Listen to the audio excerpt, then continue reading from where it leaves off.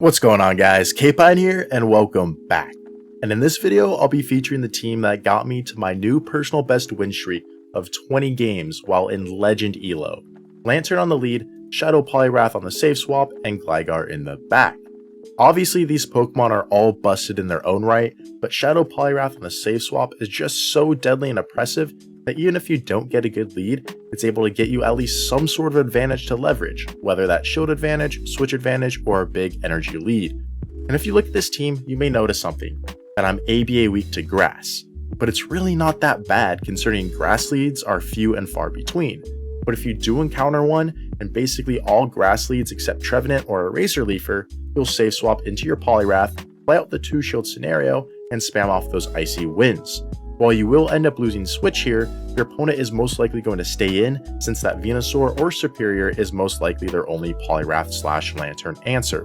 By the time your Poliwrath gets taken out, they've already taken so much shadow counter damage that it puts it in a very manageable range for the Lanturn if needed, which, like I said, tends to do well against their back lines.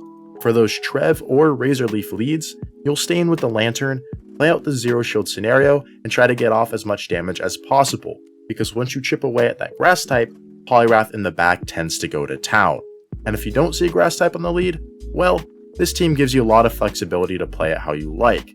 So in this video, I'll be showing 2 back-to-back 4-1 sets I had after that 20-game win streak that just so happens to be in Legend Elo as well. And with that, let's get right to the battles.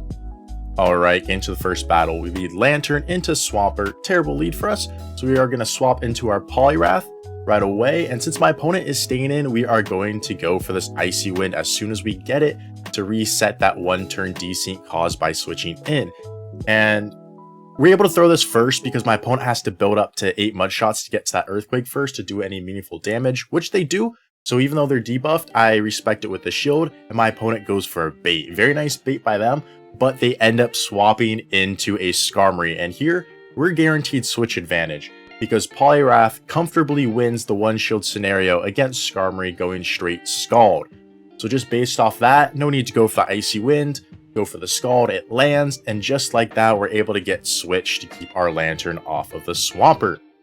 And for this specific team, since I am weak to the Swampert in the lead, I'm running the regular Gligar in the back, because if this is a Shadow Swampert, which it's not in this case, but if this is a Shadow Swampert, regular Gligar can tank a Hydro Cannon from it. If I'm running Shadow Gligar cannot tank a Hydro Cannon from a Shadow Swampert. So again, since I'm weak to Swampert on the lead, I need my Gligar in the back to be able to tank that Hydro Cannon, which the non-Shadow does. In the back, they have a Lickitung, so I can land one move, store a Surf, and then swap into my Gligar. And from here, this game is over, because I have that Surf for the Swampert, and here I could just build up to the back-to-back wing attacks, or one wing attack to take out the Lickitung, and the other one would cause the Swampert to waste its energy, where my Lanturn could then take it out. GG's.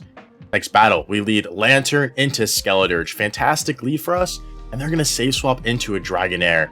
And now this is a little bit of a difficult save swap for us since we don't have a great answer.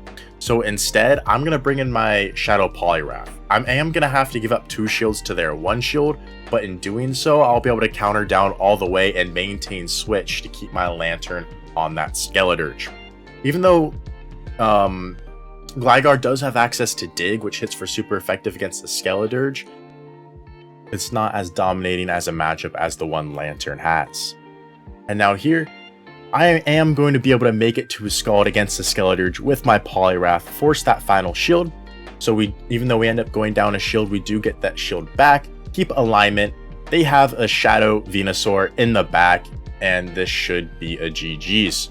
Frenzy Plant does land, does do a ton of damage to the Gligar, but we're able to hang on, reach this Aerial Ace, plus a couple wing attacks is enough to take out the Venusaur. And from here, this game is over, because even if my opponent does leave with 100 energy, Lanturn can comfortably tank a Shadow Ball and a Disarming Voice from this health range. So they go for the Disarming Voice, And now they're going for the Shadow Ball, and as you'll see, I will be able to hang on and reach the move. I go for a little bit of disrespect here. Apologize to my opponent, but I do go for the Thunderbolt as we take out the Skeledirge for a good game. GG's. Next battle, we lead Lanturn into Shadow Alolan Sandslash. So this honestly is a fairly neutral lead here, even though Shadow Alolan Sandslash does have access to Drill Run, which hits us for massive super effective. This spark damage adds up over time, plus these charge moves do quite a number. So you'll see I do build up to the Thunderbolt, bait with the Surf, do successfully get the shield, and from here I can let this go. See if I will just barely hang on, which I do, make it to the Thunderbolt, and this will take out the A-Slash and give me switch advantage. But, and that's what my opponent does. But what I'm hoping for is they give up a shield there and play for switch advantage themselves, because if that happens, I can bring in my Shadow Poliwrath, counter all the way down the Alolan Sandslash, and leave with a ton of energy. If my opponent ends up switching out, I bring in my Shadow Poliwrath, and then my opponent switches out so they don't lose their A-Slash. Well, now they're down a shield, and we have switch advantage. So in that situation, you would want your opponent to shield, but switch advantage is generally very helpful. But unfortunately, my opponent here has a Shadow Gligar, and that is really bad for my team, because my best answer to their Gligar with what's left is my own Gligar. So since theirs has an energy advantage, I have to play from behind. I make a call here. I'm trying to full send the Scald, but they shield it as well as bait me. So they are going to outpace to this Shadow Ball, take out my Poliwrath, and take the game. GG's to my opponent. Very well played. Next battle, we lead Lanturn into Skarmory. This is an absolutely dominating lead for us. We're going to see what my opponent wants to do, and they swap into a Poliwrath. On a Poliwrath safe swap, you have to be very quick into your Gligar so you can outpace them to this Aerial Ace. If it's a Shadow Poliwrath that they swap into, you just commit shields to them. If they no shield the Aerial Ace, you should be able to KO without them getting to an Icy Wind. If they commit shields, you'll commit shields in return. If it's a regular Poliwrath like it is here, if they commit shields, you'll commit shields, but you have to be careful if they no shield the Aerial Ace like they did in this instance. I have a very high ranked Gligar, so I can, if they no shield, I can no shield their Icy Wind in return and be fine and still take switch. If you don't have a high ranked Gligar, unfortunately they can no shield that Aerial Ace, Icy Wind, and counter down. So that's something to be mindful of if you do not have a high ranked Gligar. But what makes it even better in that situation is if you need to absolutely take switch on a Poliwrath safe swap, you can do that. On a Skarmory lead and they no shield, honestly, you don't necessarily need switch advantage, just because Shadow Poliwrath has a fantastic matchup against Skarmory as well, where if you say you didn't have a high ranked Gligar, you can let that Icy Wind go, they'll take switch advantage, you come in with your Poliwrath, get an energy lead, and then from there it should be able to close out the match. And like we do in this one, GG's to my opponent. Next battle, Poliwrath Lead. Here my opponent is staying in. I'm going to build up past the Thunderbolt just in case they try and go for the catch, and I'm going to let this go. Honestly, if this was a Shadow Poliwrath, I would have shielded that first move just in case it was a Dynamic Punch, or even Scald hits very, very hard, but since it's a regular Poliwrath, I can comfortably let that go. My opponent does try and go for a Thunderbolt catch on their Bastiodon. We're patient, we hold on to our energy, and now we can just bring in our Shadow Poliwrath to counter this Bastiodon all the way down, leave with 100 energy, and then threaten their Poliwrath if they want to bring it back in, which they do. So we're going to go for the Scald right off the bat. If they shield, we're going to go for a second Scald, but they don't. They let it go, which means we can counter all the way down and debuff whatever they have in the back, which ends up being that Wigglytuff. So Icy Wind, it does land and get a shield. Going for Surf number 1. And from here, I can just spam out these Surfs. And with a Pokemon like Gligar in the back, this match is over. My opponent just doesn't know it yet, hoping that maybe I have a Dragon where those Charms would shred through it. But here I am successfully able to get the shield with the second Surf, which means I can go for the knockout blow with the Thunderbolt to close this one out. GG's to my opponent. Next battle, we lead Lanturn into Lanturn, the mirror match.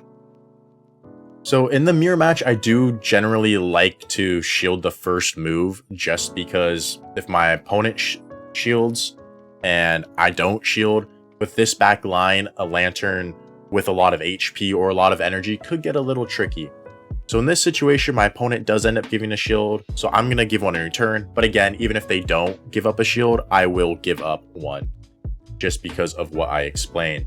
So I go for another Thunderbolt right off the bat. My opponent does swap into a Lickitung to catch the Thunderbolt. And right here, they're potentially trying to bait out my Shadow Poliwrath, but I know that I can outpace to this Icy Wind before they'll reach that Power Whip and leave extremely healthy or force them to give up a shield. In which case, I decide to make a risky play. They're most likely going for the Thunderbolt, so I'm going to shield, and you'll see how much these Shadow counters are doing. So I'm going to load up energy, play to the CMP Tide to the next move, forcing them to have to give up their final shield here, or let their Lanturn go down. And in the back, they have an Altaria where we're able to reach this Icy Wind, get their final shield, and with that debuff, this game is over. My opponent gave up a shield there to take out my Poliwrath, then my Lanturn would be able to come in, spark down their Lanturn, and get a Thunderbolt off against their Altaria, where Gligar could then finish it off. So either way, we were in a pretty good position in this match. Here, my opponent is going to fire off the Sky Attack right before I get to the Surf. That, plus a few more Dragon Breaths, is enough to take me out. But again, we have our Gligar who is going to reach the Aerial Ace, and our opponent concedes the match. GG's. Next battle, we lead Lanturn into Shadow Sableye. Shadow Sableye, Purified Sableye, we're really going to play this out the same way. We are going to let their first move go, as it is the Foul Play, which we can comfortably tank. We're going to build up to the Thunderbolt, and then from there, it's honestly up to you whether you want to go for the Thunderbolt or the Surf. I go for the Surf in this situation just because they are a Shadow Sableye and they like to shield. Now, I'm going to swap into my Shadow Poliwrath. And this might seem counterintuitive that I'm swapping my Shadow Poliwrath into Sableye, but Sableye does have its cheapest charge move is a Foul Play, which is resisted against Poliwrath. They would have to build up to a return. But since this is a Shadow, they have Power Gem and Foul Play, both of which are resisted. Not only that, but Shadow Sableye leads have two vastly different backlines. They can either be the Sableye with 2 mons weak to counter behind it, like Lickitung and Bastiodon or Alolan Sandslash, for example, or they can be Sableye Lead with fairy types or Pokemon that resist counter behind it, like in this case Cresselia, but more commonly those fairy types, like I said, such as Azumarill and Tapu Fini. In which case, if Azumarill and Tapu Fini is behind the Sableye, I need to save my Lanturn, so by swapping into my Shadow Poliwrath, I'm baiting out that fairy type, where my Lanturn can then get rid of it, so my Gligar doesn't have to see it. Now, in the very back, my opponent does have a Registeel, and from here, I can let this go for my Gligar to win the game. My opponent does go for Zap Cannon and an Undercharge, not going to quite reach the Thunderbolt, so I do go for the Surf. Surf does land, and from here, this game should be over. Because I can comfortably survive a Zap Cannon or a Focus Blast, whichever one they go for, and I can overfarm as much as possible to get to the back-to-back Aerial Aces to take out the Registeel or the Sableye. But in this case, my opponent hard swaps into the Sableye, where I can overfarm just a little bit, take him out with an Aerial Ace, and still outpace to another Aerial Ace to take care of the Registeel. GG's to my opponent.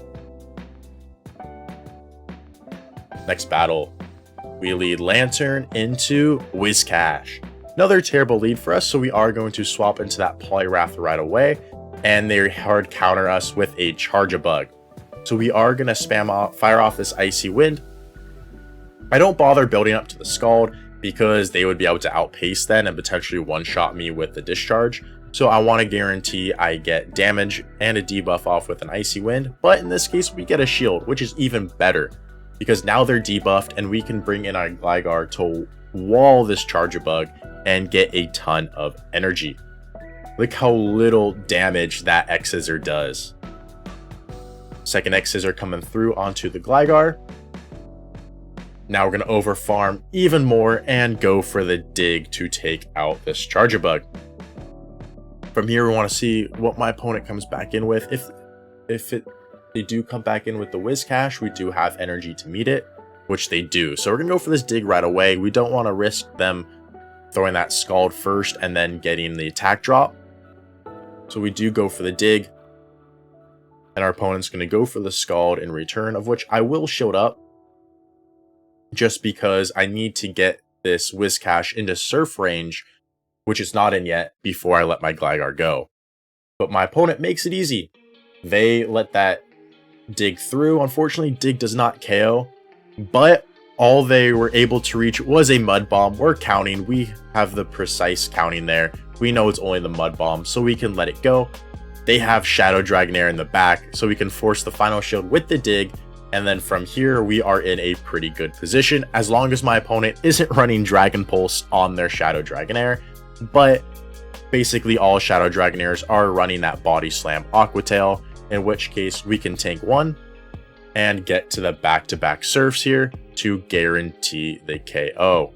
Honestly, Thunderbolt might have been enough, but I wanted to play the sure thing, make it safe, and go for the back-to-back Surfs as the first Surf lands, and the second Surf will pick up the knockout. GG's to my opponent. Next battle, we lead Lanturn into Dragonite. Honestly, pretty good lead for us. If your opponent throws their Dragon Claw without building up to the superpower, you'll let it go. If they do build up to the superpower, you will respect it with the shield, just because if they land that superpower, you won't be able to reach the two Surfs. But the good thing about Lanturn is that if you do give up the shield there, you will get to your second Surf on the CMP tied to their second Dragon Claw. You survive their second Dragon Claw, but after that spark damage, they don't survive that second Surf. So you will take switch advantage in the one shield scenario with Lanturn against Dragonite going straight Surf. Here my opponent does swap into a Lickitung. That might have been Icy Wind range, but I didn't want to risk them surviving on 1 HP and getting off a move. So I do go for the KO with the Scald, and now they bring in a Lanturn. So I can go for the Scald to do some heavy damage to the Lanturn. Unfortunately, they do get the perfect farm down against us, and now that's a little tricky.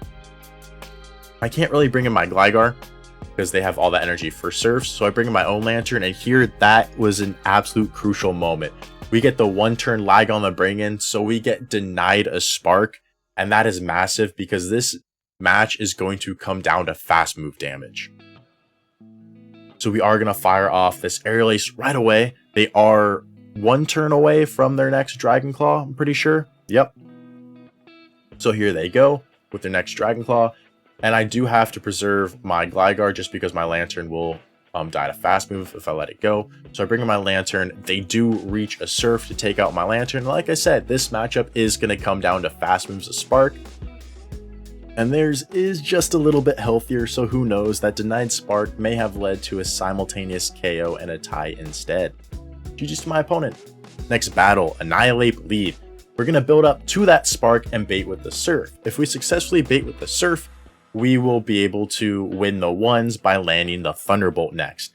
But in this matchup, how I played it originally was I would shield the first move just because if the Annihilape's running Ice Punch and Shadow Ball, Ice Punch is such a risky bait that most of them would always go for Shadow Ball. So then by successfully baiting the Surf, we outpace the Thunderbolt and win the ones. But Annihilapes recently have been running Night Slash and Shadow Ball instead, which makes a Night Slash bait a lot less risky. So I decide to play this one a little bit on the edge, call the Night Slash bait, which we successfully do, and this instantly puts us in a fantastic position. As they swap into that Lickitung, we have our Poliwrath to counter all the way down. We are going to go for this Icy Wind right away, just because I'm expecting my opponent to shield, because they have energy they want to preserve, which they do. And from here, they have to go for the Shadow Ball to KO me. This is only a Night Slash. It lands. We get to the Scald to take care of the Annihilape. And Gligar with 2 shields should be able to close out the match against anything, right? Right? Oh, it's a Dugong. The absolute worst possible thing we could have seen in this situation. So I'm going to bring in my Gligar, load up on energy, give up a shield to this Icy Wind. And in this situation, I'm going to throw a couple more wing attacks, swap into my Lanturn to reset that Icy Wind debuff. And from here, if I'm able to survive the Ice Shards long enough to get to the back-to-back digs, I will have this match as I throw one more wing attack for this dig. And with that wing attack, we are at the back-to-back to be able to take it. So despite Gligar having a 2-shield advantage, my opponent with the Dugong in the back was able to make it an extremely, extremely close one. GG's. So hopefully you enjoyed this video and found it useful, where this team can potentially help you achieve any remaining goals during this last week of the season. Anyways, thank you guys so much for watching. I really do appreciate you. If you enjoyed it, please drop a like, subscribe, and comment down below. Love to hear what you have to say. And with that, I'll catch you in the next one.